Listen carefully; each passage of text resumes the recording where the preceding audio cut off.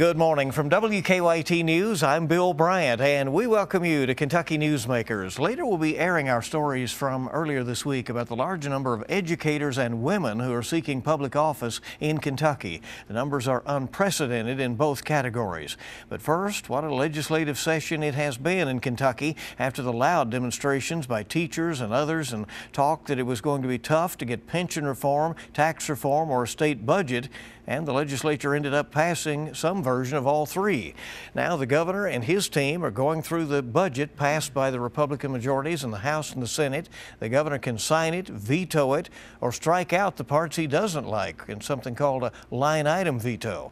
Also on his desk is the pension bill, which emerged late in the session, resurrected under a bill originally drafted to deal with sewers and wastewater. The teachers haven't let that slip by. House Majority Leader Jonathan Schell is among the supermajority of Republicans who control the legislature in both chambers.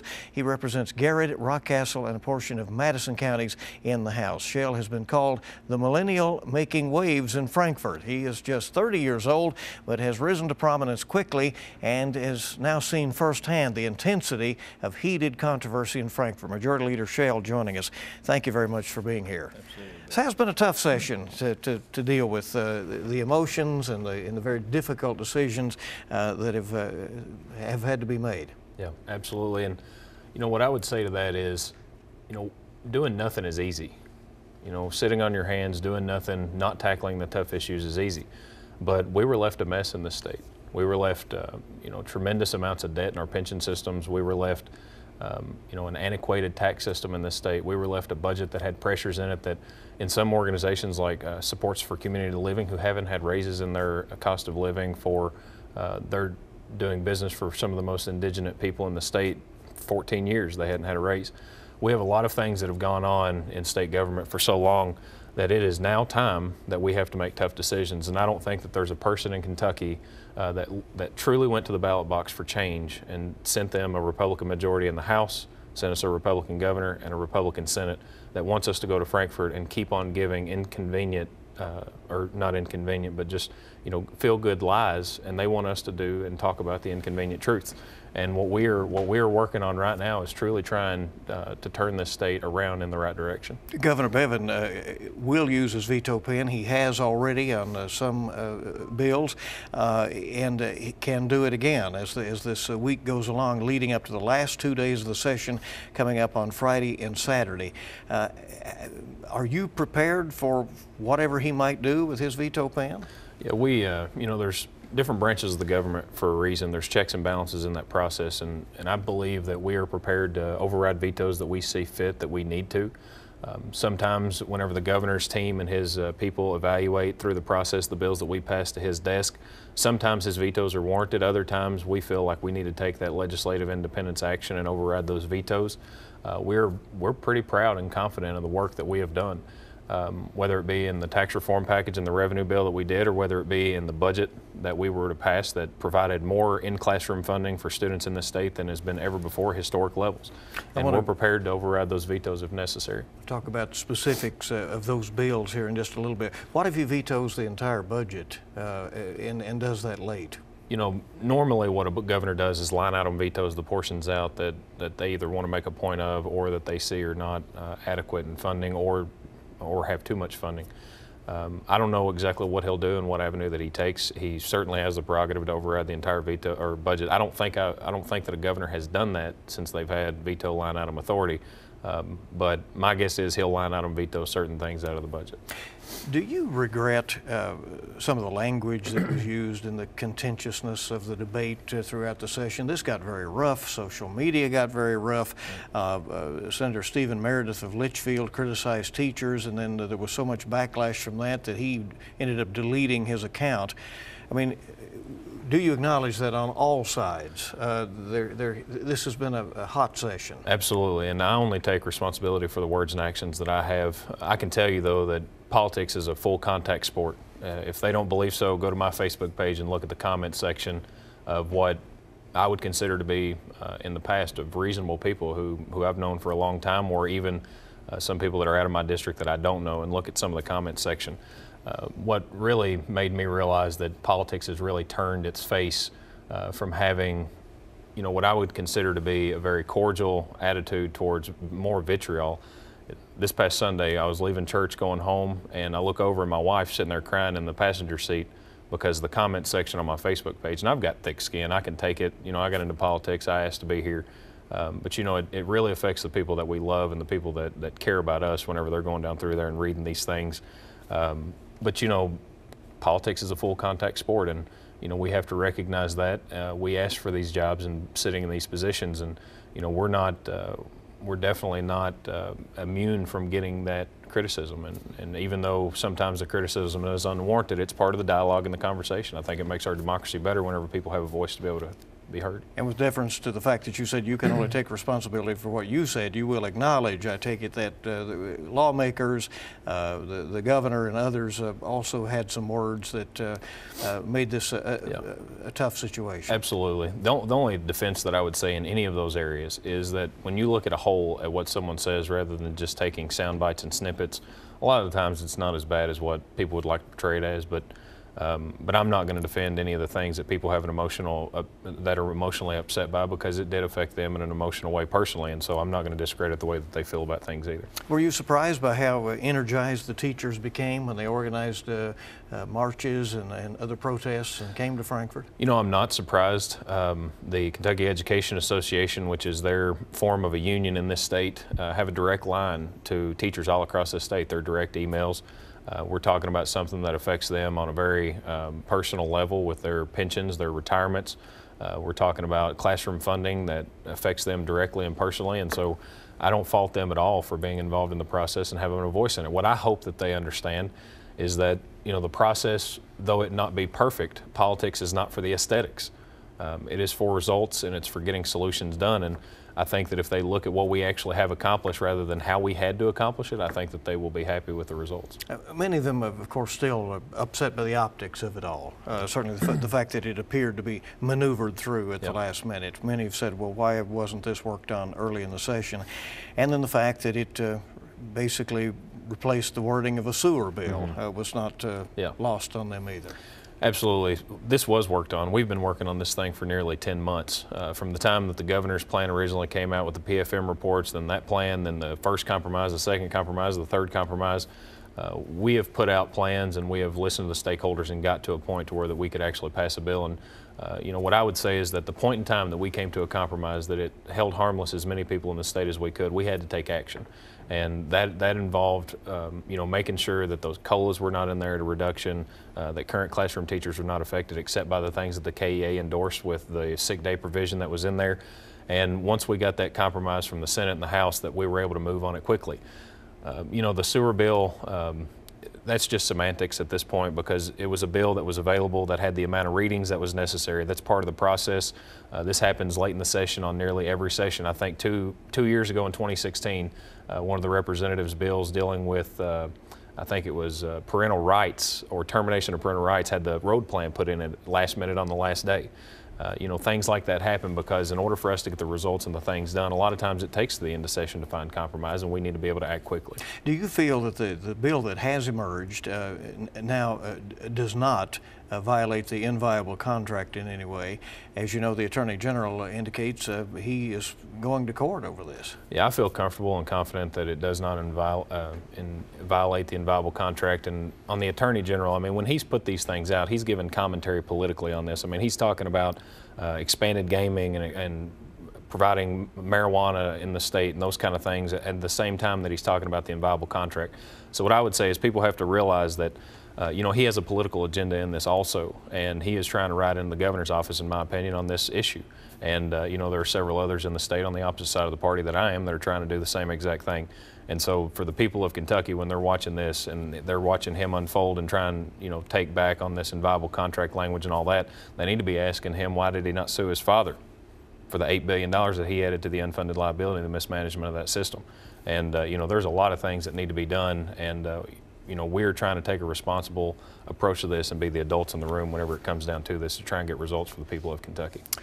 There are lots of changes, and obviously there's a lot more money being put into the pension funds, but a lot of changes were made. They, as you said, they were watered down in the end to the point that, does it produce significant savings to the system? I believe that it does. I think in the conversations that we've had all along, from the consultants that we talked to from the very beginning to the conversations that we had for the last 10 months, at the end of the day, I think what success was moving us in a different direction than where we were now with new hires.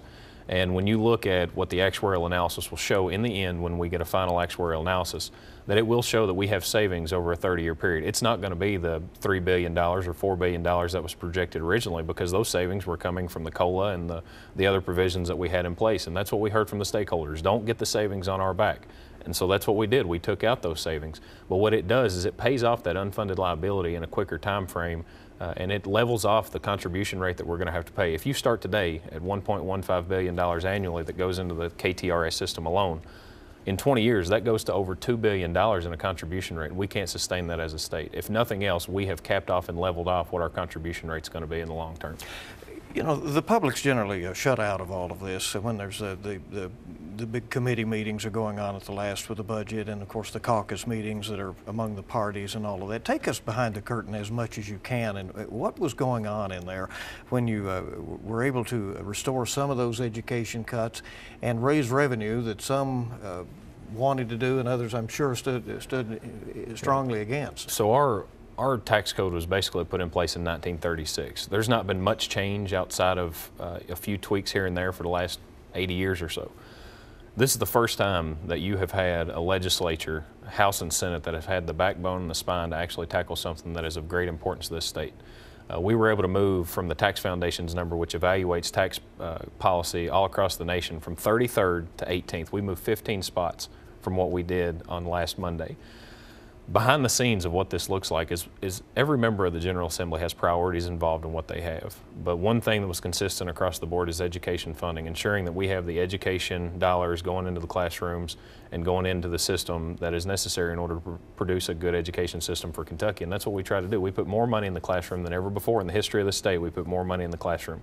But in order to do that and pay down the unfunded liability that is choking this state on the pension system, nearly $40 billion plus, depending on what actuary and what assumption rate you use, there was so much money that had to be put into those systems and spread across state government that it was either cut to the bone to where that we were going to damage services that people need and desire, or we were going to have to find a way in order to do tax reform that not only puts us in a competitive situation but brings in more revenue. And those things are not mutually exclusive. Those both can happen, and that's what we were able to accomplish. And despite raising some revenue, higher education got cut again. This will be 12 years in a row that higher education, the colleges and universities in the state, the public ones, have been cut. EKU, as we are taping this going into the weekend, is eliminating programs, apparently eliminating personnel, a tough scenario for them. Same has happened at Western, Morehead State. All of the regionals in particular seem to be in distress at this point. Yeah, everyone is having to make tough decisions in government right now because of the mismanagement over so long of a period of time. And we're finally having to make those tough decisions to not only bring us into a better business climate so that we can create more opportunity for the citizens of the state, but also bring in more revenues that are able for us to help put that relief. Even though they were proposed to have a 6.25% cut, we were able to restore over half of that money to go back into those systems. So now their cut is more on the lines between 2 and 3%. They still have to make those tough decisions, but I can tell you that EKU and all these other universities were making those tough decisions before this budget came out.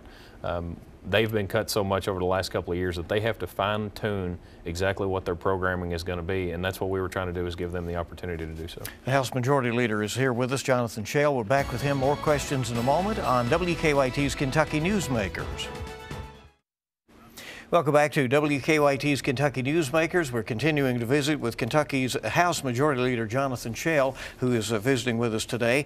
My question, is it considered a mission accomplished on tax reform in that, you know, in a very apparently brief period of time, you got in there and got that done, or are there those who still want to look at some of the you know, things that are not taxed and that sort of thing? So I think what mission accomplished is for me in tax reform is making sure that we are creating more opportunity for the citizens of this state.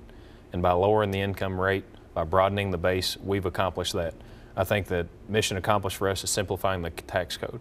By going to a flat rate, one bracket, I think that we've done that, and other provisions that were involved in it. I think that is mission accomplished. I think mission accomplished for any good tax plan is to ensure that we're going to have growth as a state moving forward. And if you look at what the Trump tax code did with the cuts that they made and the way that they did their tax plan, we're already seeing results from all across the business sector to where that they are putting back into the economy, where they're putting back in their employees, and where they're growing jobs. If you look at the average Kentuckian, they're going to see nearly $750 more in their pocket next year because of the Trump tax cuts and the Kentucky tax cuts. And I think that if you look at the growth measure on that, then it is mission accomplished. Will we have to do tweaks along the way? Yes. There's not a major piece of legislation that's passed that doesn't have to have tweaks. But I can tell you that if doing nothing is more costly than doing something. What do you say about this well-circulated study that is out there? As you know, there was news on Friday that says that 95% of Kentuckians will get a tax increase out of this, and the top 5% get a break. Look, there's so much fake news that's out there right now. This is the same thing that they said about the Trump. That is not true? Well, I would say that you can manipulate these numbers in any way that you want to. The Trump tax cuts out there, these are the same people that were saying that. Most of these organizations that are coming out and saying that what we have done is negative to the bottom percent of people are the same people that came out and said it about the Trump tax cuts and that believe in Obama-style redistribution of wealth. The fact of the matter is that Kentucky has put in place a family-sized tax credit that up to 133% of the poverty level, along with the standard deduction that's taken out. The tax brackets that we have right now, over $18,000 a year in income for a single person, you will see a tax cut from anybody above that. This isn't just a tax cut on the wealthy. This is ensuring that there's going to be more money in the pockets of everyday Kentuckians whenever we get this actually passed into law. You pressed for, this was your bill, an essential skills bill, which would put some new requirements on high school students. What will it do? So the basic gist of what this legislation will do is it'll give more authority and more credence to superintendents and local districts in order to put in place a soft skills program and a drug prevention program inside the schools with certain indicators. We have an epidemic right now of students that are coming out that are smart. They have the learning that they needed. They have what they were supposed to be taught in these classrooms by the great teachers that they have. But we have a lot of employers that are saying that they don't know to show up to work on time, that they don't know to be there drug-free, that they don't know that they need to have appropriate dress. And so what we have is we're graduating a lot of people who are going to be the smartest people in the unemployment line if they don't have the essential skills necessary to go into the workforce. And so what this bill does is it tries to attack that from a curricula and a programming standpoint inside the schools. What happens Friday and Saturday, an unusual day to meet on Saturday of this session as you wrap things up for this General Assembly? I think what we'll do is evaluate any of the vetoes that the governor's had. We'll look at any of the remaining bills that we feel like are priority in order to move forward, and then if we have to make any kind of tweaks dealing with the budget or the tax reform issue, that we may have some of those come up as well. You have a primary coming up in May. Do you anticipate that being tough? Well, I've said this for a long time, that I am honored and blessed in order to have the voice of the people of Garrett, Rockcastle, and Madison counties in the state legislature. Me being the majority floor leader has allowed me to have that voice magnified. And what I tell people all the time is that I went to Frankfort to make tough decisions, Bill, and I'm not going to shy away from making those tough decisions. If me and my heart believe that I've done the right thing and the people of that district decide to send me home, that means I have more time with my wife and kids. Travis Brenda, your opponent there in the May primary. Thank you for coming. We appreciate it very much. And we hope you'll stay with us. More women, more educators running for office in Kentucky. We're back with that in a moment. Welcome back to Kentucky Newsmakers. A record number of women have filed to run for office this election season. Hundreds have their sights set on the nation's capital. In places like Virginia, some 300 women from both parties have filed for the U.S. House. Here at home, the trend continues with nearly 100 women running for a seat at the table in Frankfort, many of them brand new to politics. WKYT's Amber Philpott looks into what's driving that force, why so many female candidates are running in this election cycle. Whether they are fueled by the Women's March, the Me Too movement, or a divisive presidential election, women are now making their voices heard across the nation and here at home when it comes to running for office. Women are more engaged. I think they feel more support. Social media has helped with that. Sandy Overly was first elected to the Kentucky House in 2008. The Democrat represents Bourbon, Bath, Nicholas, and parts of Fayette County. She says she was drawn to Frankfort because she was passionate about some of the same issues women candidates are focused on now, like education. She's not seeking re-election, but in her decade in office, she has helped to crack that glass ceiling in Frankfort. She was the first woman to serve in Kentucky House leadership. I was the first woman in Kentucky's 200-plus history to ever break that barrier and serve in House leadership. And today I'm still the only woman who has served in Kentucky House leadership in either party. And so I think that's something I'm proud of, and a little bit sad too that there aren't more women who've had that opportunity. This May, a record number of women are vying for a seat at the table in Frankfort. According to the Secretary of State's office, there are 86 female candidates running for the Kentucky State Legislature. In the House, it's a ratio of 68 women running to 182 men, and in the Senate, it's 18 women to 25 men. Representative Overly credits training programs for being one of the driving forces behind so many women emerging. When you look at the research, it is tougher to convince women to throw their name in the hat. And when we look at that research, women feel like they need to be ready, that they need to be trained. In fact, Emerge Kentucky, a training program for Democratic women, says it's seen nearly 200 women go through its program in the last several years. Emerge says many of those women are running this year, 23 for the General Assembly. The Kentucky Federation of Republican Women says it's seen a boom too. This year, 40 women went through its training program, with more than half running on various ballots this year. Sherilyn Stevenson, a Democrat, and Ashley Bruggeman, a Republican, are first-time candidates, both running for a seat in the 88th District in Lexington. I'm sad when I look at our legislature. Kentucky, like our nation, we have about 51% women, and our legislature needs to mirror that.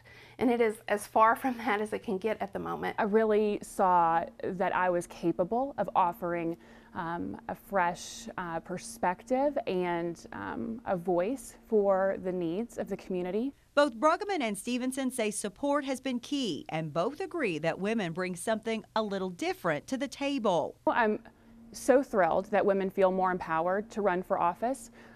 Diversity in background and experience does nothing but enhance debate, which leads to more sound policy and legislation. Women in general, we tend to approach things differently. So I think that we as a whole will be able to bring solutions to the table that really haven't been thought of. And I think no one can speak for us like one of us. So will it be the year of the woman? No one ever knows what will happen when voters pull that lever, but for one woman who has helped blaze a trail for others like her, it's certainly a good sign. And what we're seeing nationally are women are stepping up to support women candidates.